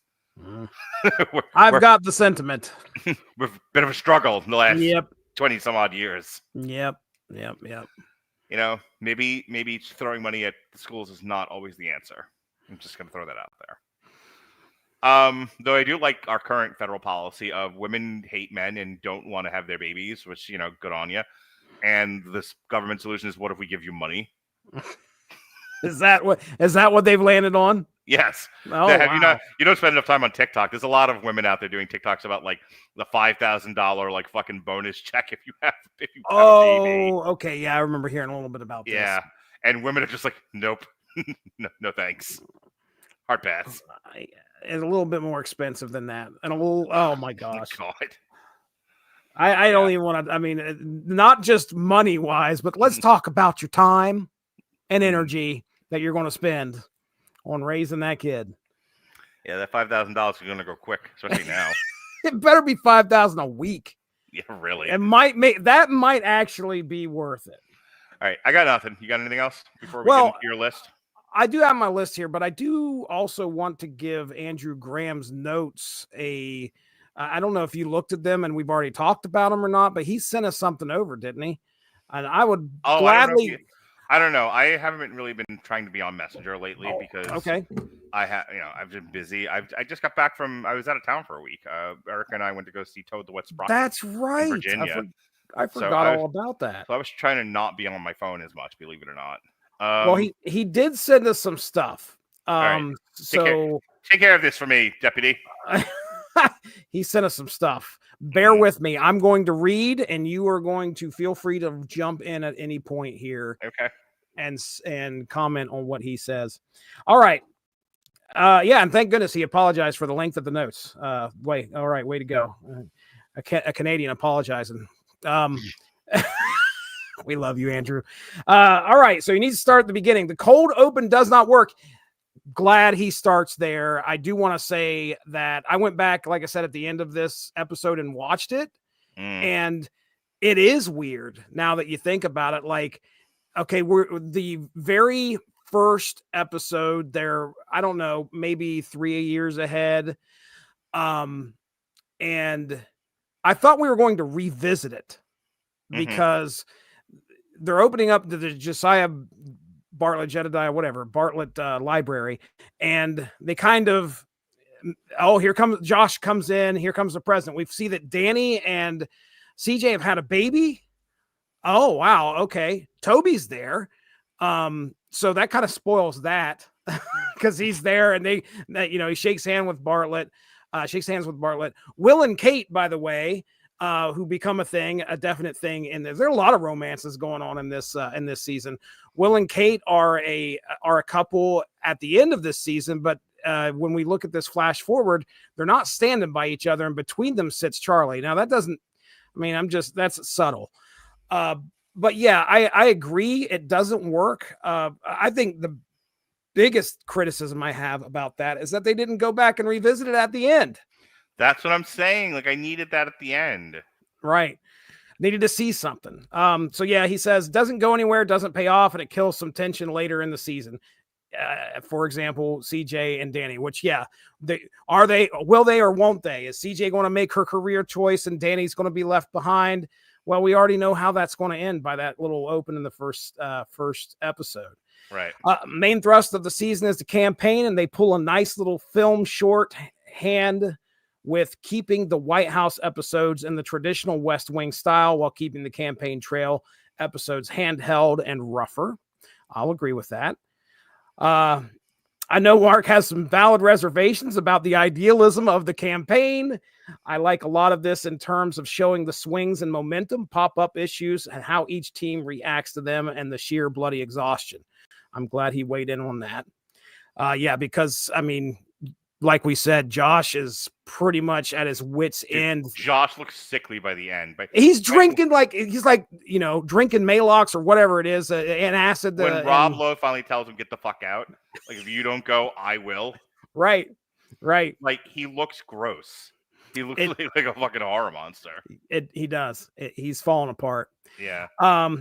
He says, speaking of the teams, I like how they filled out each campaign staff with a character point of view and made it feel like either side could win. I felt like that as well. We got to see each team under pressure and making decisions. Definitely.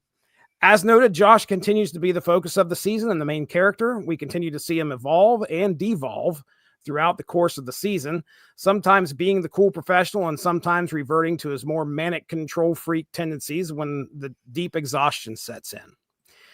Him screaming on election night was hilarious to me. Right. Like, because everyone's like, oh my God, like, we could win this thing. We're doing so well. And John's like, not good enough. It's like, oh, why do you hate us? Watching him and Ron Silver like obsess over these numbers and polls. Yeah. Oh, you can just tell like their brains are just, they're short circuiting because they believe something should have happened and it's not. These numbers are wrong. Okay. Next By the up. way, that's a real thing. So John Kerry, I'll never forget this because Sean Hannity sounded like he was going to kill himself on air. Oh, goodness. John, the exit polling for John Kerry midday through the 2004 election, I think it was, had John Kerry up. Like, he was the presumptive winner of that election. He ends up getting beaten pretty handily by George Bush. But when the Sean Hannity show was on the air, which was sometime around 3:00 in the afternoon Eastern Standard Time, by that point, a lot of the exit polling had shown John Kerry was going to run away with it. And I swear to God, Sean Hannity never sounded more depressed. And you can't, a lot of times exit polling is wrong because you know what an exit poll is? Hey, who'd you vote for? Yep. I don't know. You seem like the kind of person who wants me to vote for the other guy, so him. Yep. That's not what you did, though. So not a good representation. Right? Every election we go through this is why I don't pay that close attention. Every election, it shows polling data ends up being wildly skewed. Actually, can you continue reading? I want to check something really quick. Okay. All right. Well, what you just said kind of ties in and talking about, what happened with John Kerry. Speaking of exhaustion, man, does Jimmy Smith show how hard this hits him as the campaign goes on.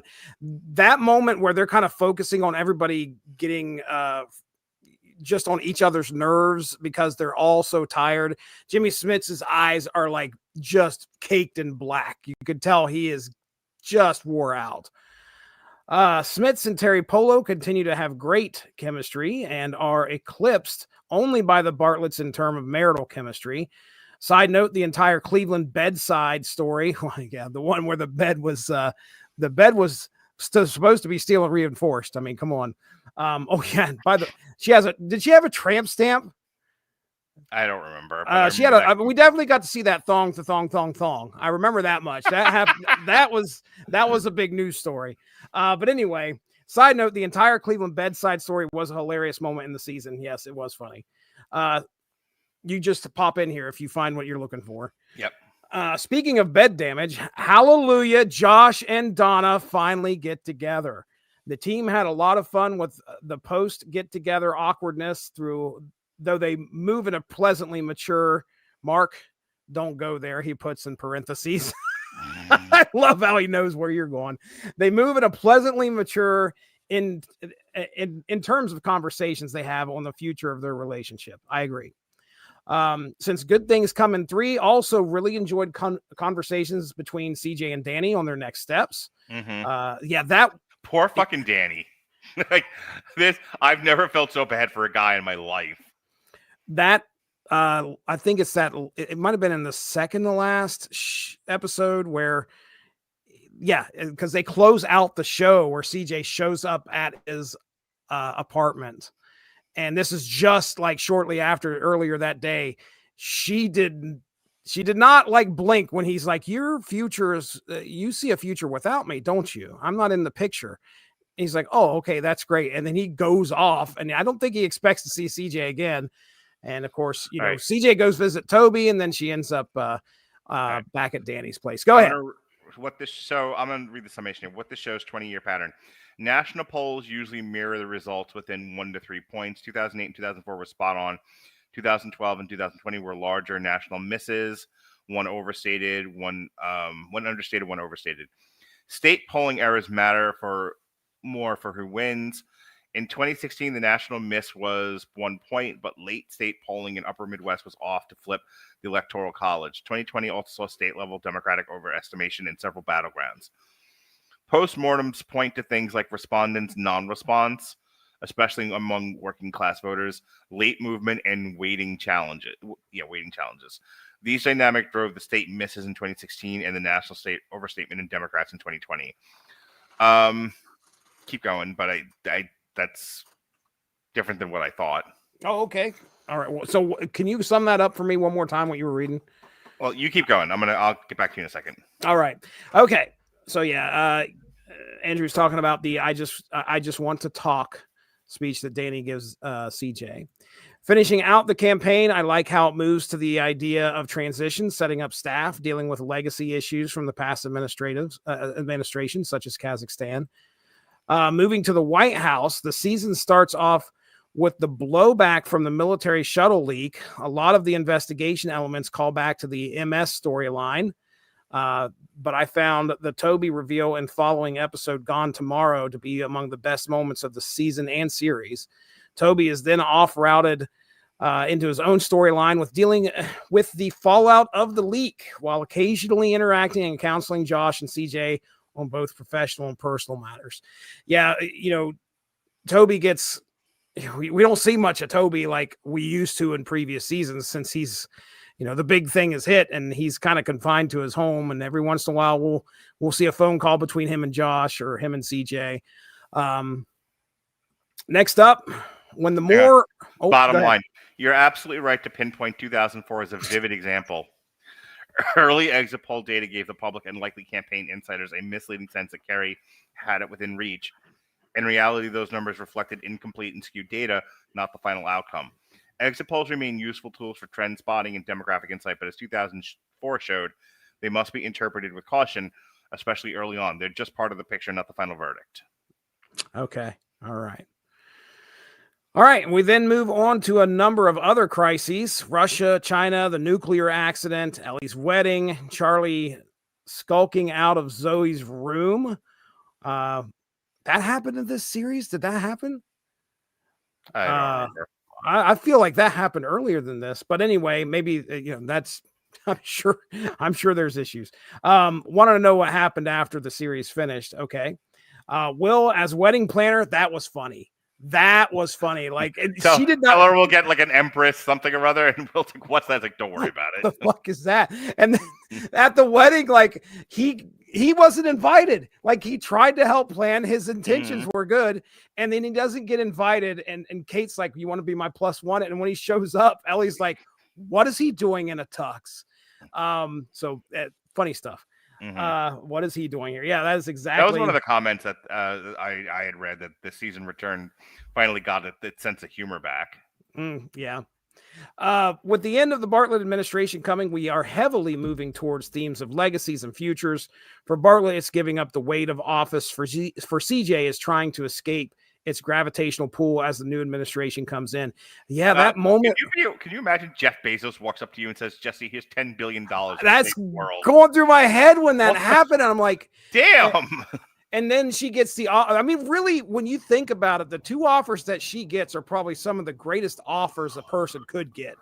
You know, we got our rich guy, our philanthropist or whatever is going to give you money to do what you want to do, help him change the world.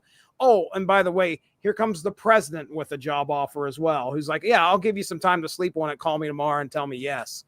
Yeah, that's a tough decision she's got to make. And I love when Danny asked her, like, do you want to be in the White House? Do you want to stay in the White House? And you can tell, like, it's taking every fiber of her being to say no, but she realizes her heart is telling her no. She doesn't want to be there.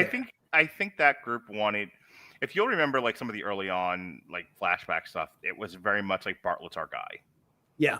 Bartlet's the guy. Oh my gosh, that reminds me of that present that Leo gave Bartlet at the end. Oh, that made me cry. The Bartlet for America napkin.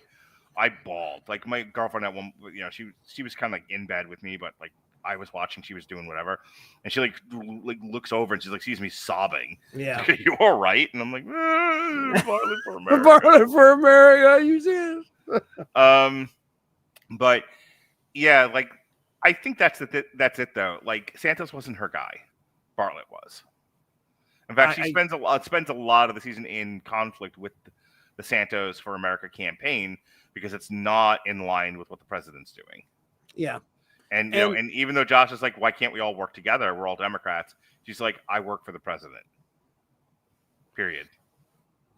Of course, the tragically unexpected event of the season was the real life death of John Spencer. This came partway through the season and killed the planned 8th season. The final episode, with focus on Leo's debate performance, was a real showcase of a great character and great actor who poured a lot of himself into the role. Boy, it's like Andrew is participating in the same conversation that we had because he hit on everything that we talked about. Mm-hmm. He says, overall, I really enjoyed season 7 and found it to be a fitting end to these characters and stories of the White House. West Wing still remains one of my most rewatched series and has a unique place in TV history as the bridge between network dominance and drama, NYPD, such as NYPD Blue, ER, The Practice, and prestige TV, such as The Sopranos. Also, really glad we are not doing another 20-plus episode season going forward. New fucking rule. If anyone makes another television request of me, 10 episodes a season or less. Yeah, this is a lot. And not that we stayed in Baltimore and then drove into Virginia because it was closer to Baltimore than it was another part of Virginia. So it's not like I missed an opportunity to go touring on Saturday or on Wednesday, but I legit stayed in the hotel and just watched The West Wing until Erica was done with work and we went to the concert because I needed to get this fucking show in. This is a tall ask. It is. I mean, I was telling Alexis last night when we were playing, we were playing Stranger Things. It was crazy. It was right. Oh my goodness. Does Mindy know? You ever play Stranger Things with somebody? We were talking Stranger Things. Yes, I have. In a pool. You probably have. That's the thing. Like, I was making a joke, and you probably have something that you've played called Stranger Things. Dirty pervert, Jesse. Yes, you're supposed to be Fear of the Driven Snow. You're a dirty pervert. Mm-hmm. We were talking Stranger Things, and I told her, I said, you know, that show is 8 episodes a season. This show is 22. I said, I cannot believe. Basically, we would do a talk like we're doing right now. And if I wanted to do 1 episode a day, I had to start within a week. So the next month that rolls around, I have the season in if I do 1 episode a day. Resident Alien, which I'm reviewing this Wednesday, 10 episodes. Yeah. See, 22 episodes. It's huge. I mean, at the very least, if we ever do anything like that, space them out like 2 months apiece. But here's the thing, that then puts it on us to be the ones to be like, oh, I need to start watching this shit in order for it to be done. I guarantee you it'll be 1 week before the show is supposed to air, and I've got to get in there and watch all these episodes and do 3 episodes a day. Your buddy here says, I honestly couldn't remember much about Stranger Things, except that I was really impressed by the music and atmosphere. Yeah, he joined us there last night. We talked a little bit about that. That was, love it. So I've enjoyed this. Next up is the Newsroom. There's 2.5 seasons of the Newsroom. We're going to, I think, let me double check the calendar. TV party. Ugh. Try that again. We'll drag you over here so I'm not looking off camera the whole time.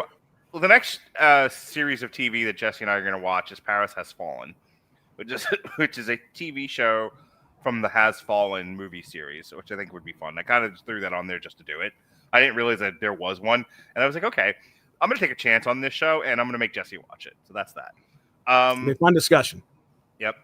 We're doing, I will fall down on the episode, every single episode. Just be ready. Perfect. We're doing Jesse Has Fallen.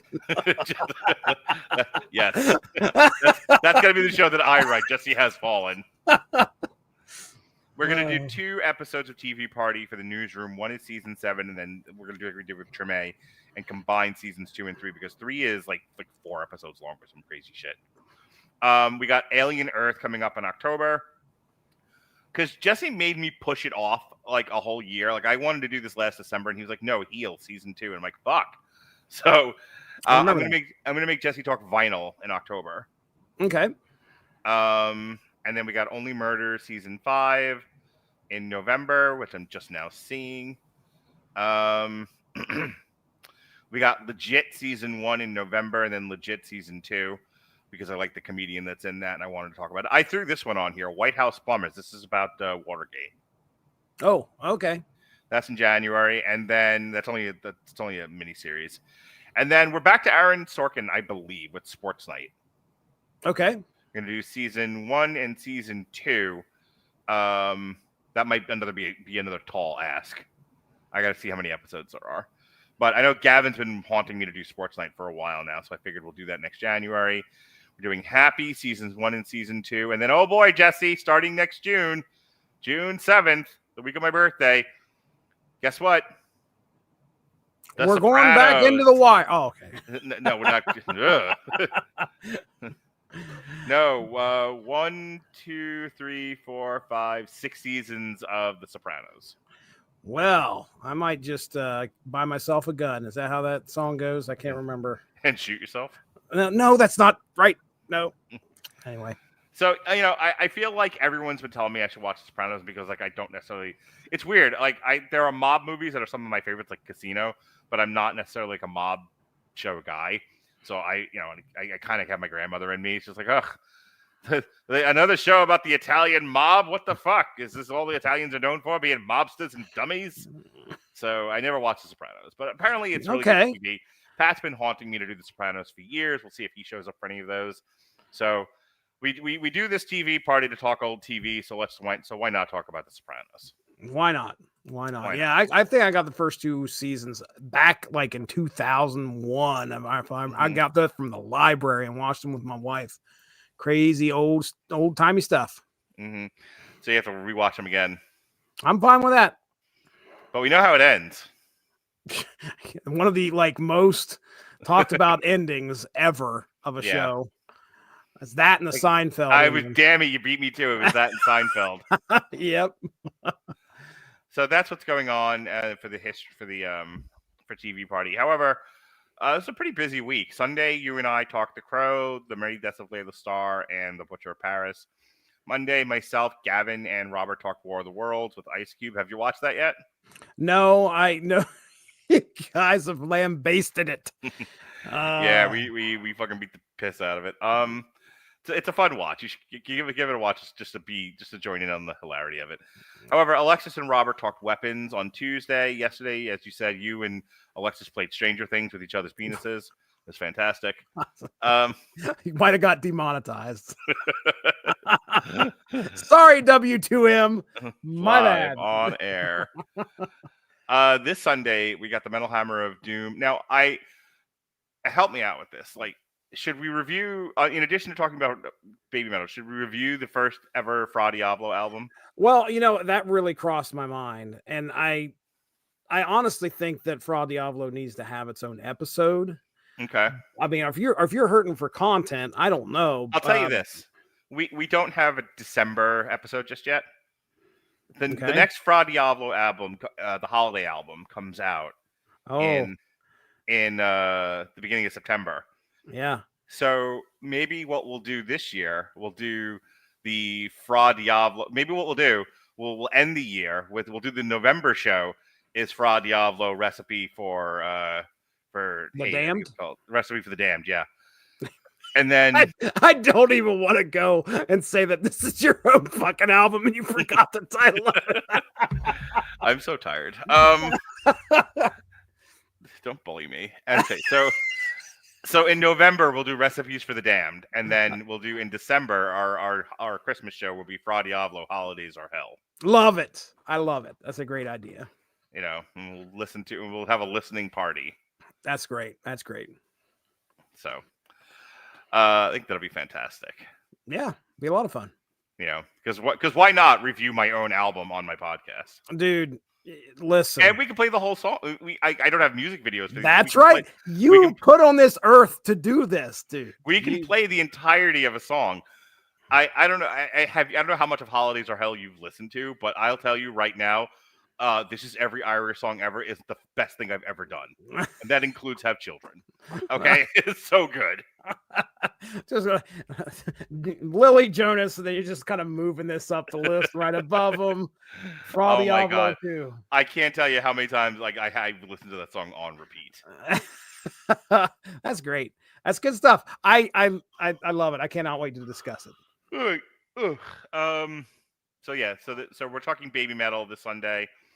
Monday is Night Always Comes, starring Vanessa Kirby, the old Sue Storm. Tuesday, I don't think there's anything going on. Wednesday is me and Alexis will be reviewing Resident Alien Season 4. And then a week from tonight is a triple feature. It'll be myself and Mick. We'll be talking Fear Street, Prom Queen, The Old Guard 2, and Fountain of Youth, which I believe is an Apple TV movie. Jesse, start your show us where you piss from. Oh, my goodness. Well, ladies and gentlemen, I do a podcast called the Source Material Comics Podcast where we talk comic books.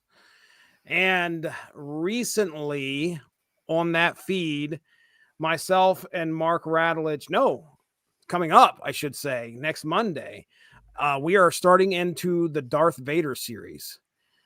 So we have got quite a few issues to talk about with Darth Vader.